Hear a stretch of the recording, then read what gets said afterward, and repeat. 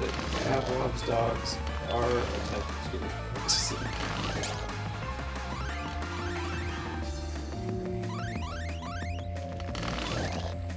It's more of a reverse skinner box. They ring the bell, and then you expect a treat rather than you ring the bell to get it. But the thing is that even if they ring the bell, they still expected the treat, which still means that they were being trained to do the thing that they were doing. It's just that it was an outside force that dictated what would happen.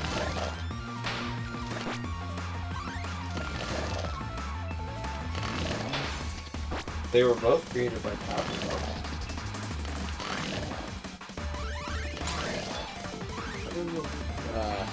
Made by a dude named Skinner. I think Ivan Pavlov was created. Look it up. We'll figure it out. I might be 100% wrong. It's been so long since I've done all this.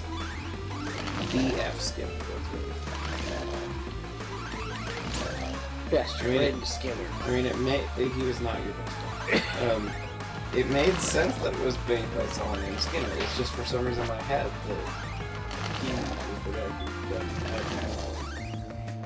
it. But they just both worked in operating conditioning.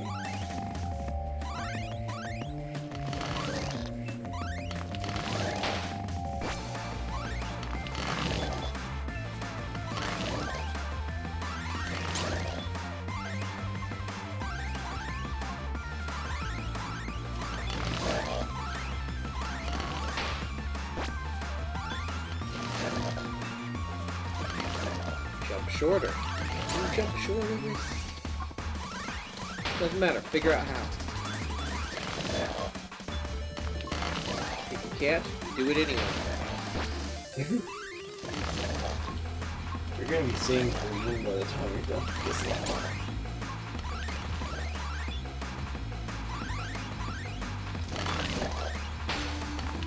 It's fine. I like green.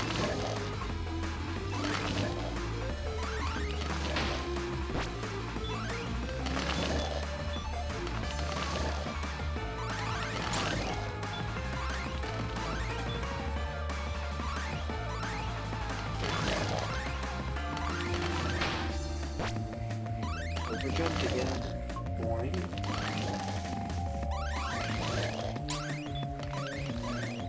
The digital sound effect for Flyers does actually sound like a digital synthesization of the sounds for Boing. Boing is not onomatopoeia, so yes.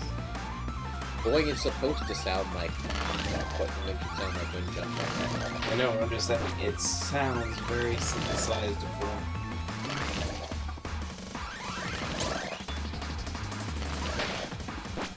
Even if it is onomatopoeia, they have digitally created a very boring sound. That's fair.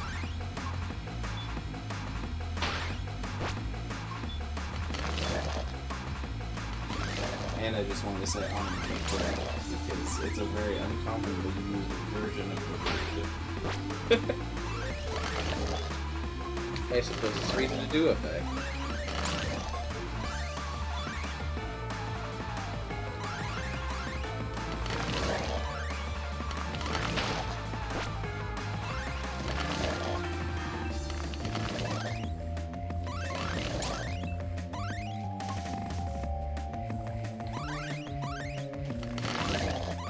Did you ever have a game that you really liked and you got to a certain point and then you couldn't stand it anymore? No. Why? I just didn't know whether you ever had like a game that kind of just, at one point, an aspect ruined the whole experience for you. That is not how my brain works. I've noticed that a lot of other people can function that way, but I just never have. Because, like, for me, one of the biggest examples is Spyro Eternal, in that I really enjoyed the game until the final boss fight, where it's really tricky, the mechanics have changed drastically on you, and there's like a 1.5 long cutscene you can't skip every time you die, so you don't have to keep sitting through this cutscene that you don't care about anymore, because if you die a few times, you've definitely seen it. and it eventually got to the point where I just could not finish the game. Even though literally the only thing left was the final boss. I think I even would have 100%. That's unfortunate. That's what happened with DK64 as well. We've essentially 100%ed DK64. The only problem is that the final boss, the getting into the ruin requires dealing with Diddy's jetpack. And Diddy's jetpack controls so awkwardly that when you're trying to get certain things, it's really, really annoying, and there's a really long flying section that if you screw it up, you have to start all the way over on that section. And it's timed. Oh yeah, I think I know what you're talking about. Now, I did learn that apparently there was a trick that I didn't know as a kid, which has something to do with holding the Z button to hover still, which might help.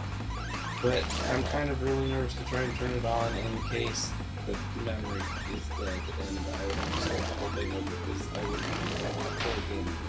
There are definitely some aspects that I did not find fun in the game. I understand.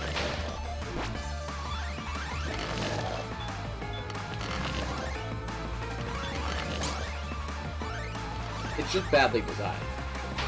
There are definitely some really bad game design aspects in DK64, and I really enjoyed a lot of DK64, but it felt a lot clunkier than its siblings in Banjo-Kazooie and Banjo-Tooie, which felt much more tight and easy to control and coherent, and like everything was how it was supposed to be.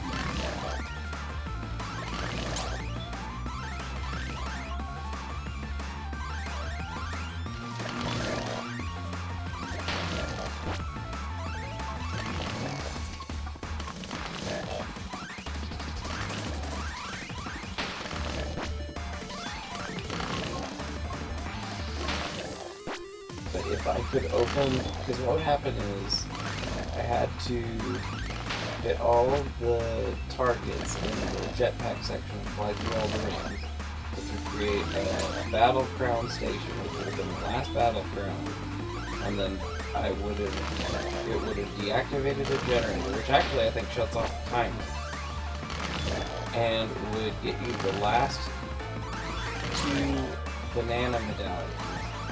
And then all I needed was to use the 2 coins that I already had to open the door to the final 2 fairies, and then I would have had the last 2 fairies.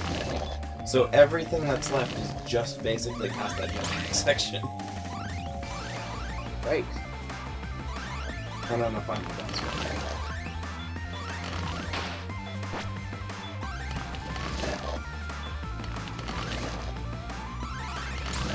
I had played Star Fox 64 to the point where I knew all the lines. I don't think I've ever been that far with anything. I had unlocked the ability to play versus mode on foot. You know what you have to do that? I think it's... Don't you have to, like... You have to perfect every level. Every level on all the paths. Yep.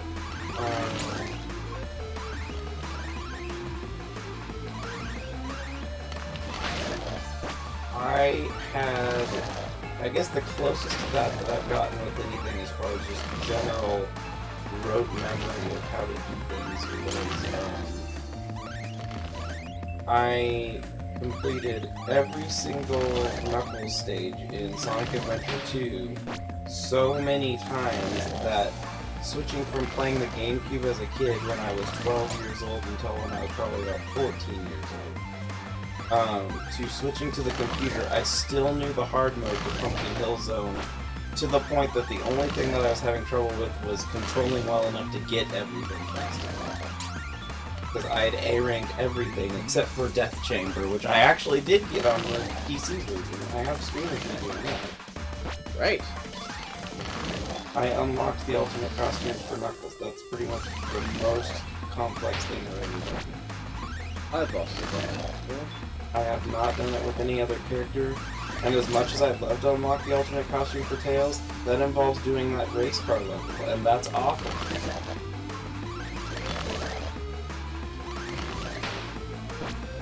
That rock bounces. I always forget that it bounces.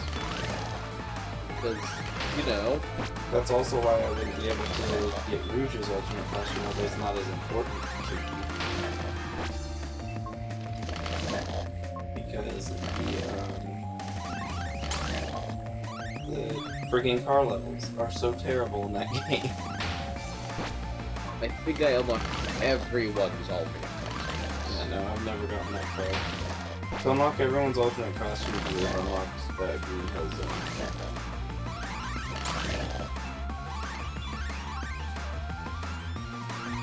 Because you have to basically get all emblems to do that. I guess technically no. If you didn't get all of the Chow Garden things, you would not have unlocked Green Hill Zone. Now, I did. I had everything in the Chow Garden, absolutely. I had Transparent Chow, I had Gem Chow, I had a Tails Chow, I had 2 Angel Chow, I had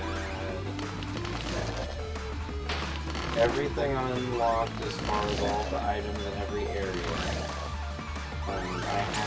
If I had made my Angel Chow become a Dark Chow at one point, I could have had a Chow that had every single medal on just one Chow.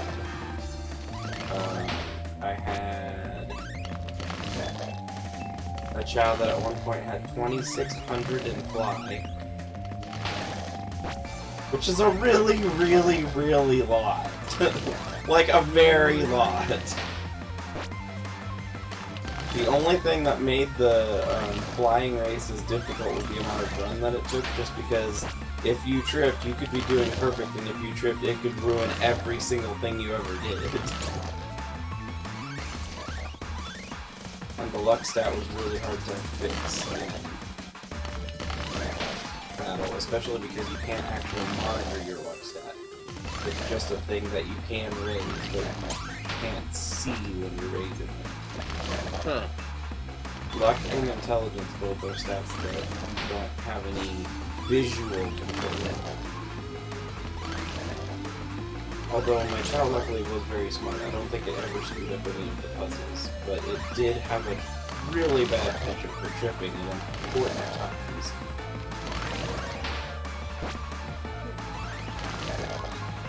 I knew it was gonna bounce, so I jumped earlier so I could land shorter. So you could land on? It didn't bounce that time. Happened.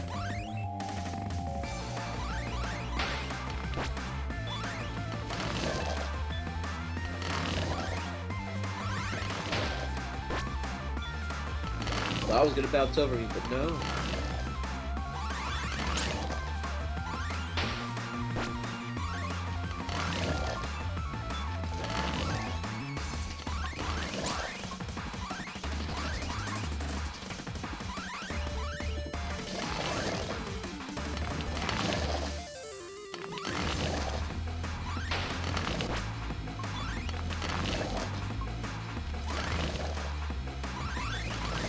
Other thing, I might stream, as I was telling Izzy actually off the camera. I might at some point stream Super Scribble Nuts. I just have to rebuy it to do it because I have to have it on the computer because the DS isn't the most streamable thing. I had 100% of both the original and Super Scribble Nuts.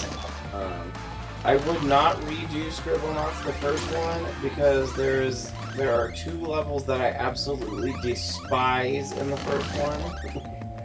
I beat them eventually, but I hated those levels.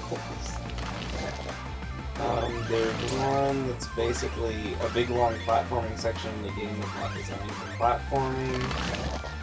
And there's one, they're both action stages, and the action stages were the weakest part of the first Scribble Nuts. That's why they got rid of them.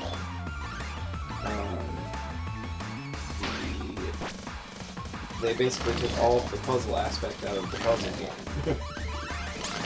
Which wasn't awesome. And then Unmasked, I just did not find as fun because it keeps telling you what you're supposed to do instead of letting you do things, which is pretty frustrating. I saw that. Ow. Just ow. But Super Scribble Knots was like... Well, let's see. Scribble Knots Unlimited was like a masterpiece. I really, really liked Scribble Knots Unlimited. I don't know, maybe it was both of them. How many Scribble Knots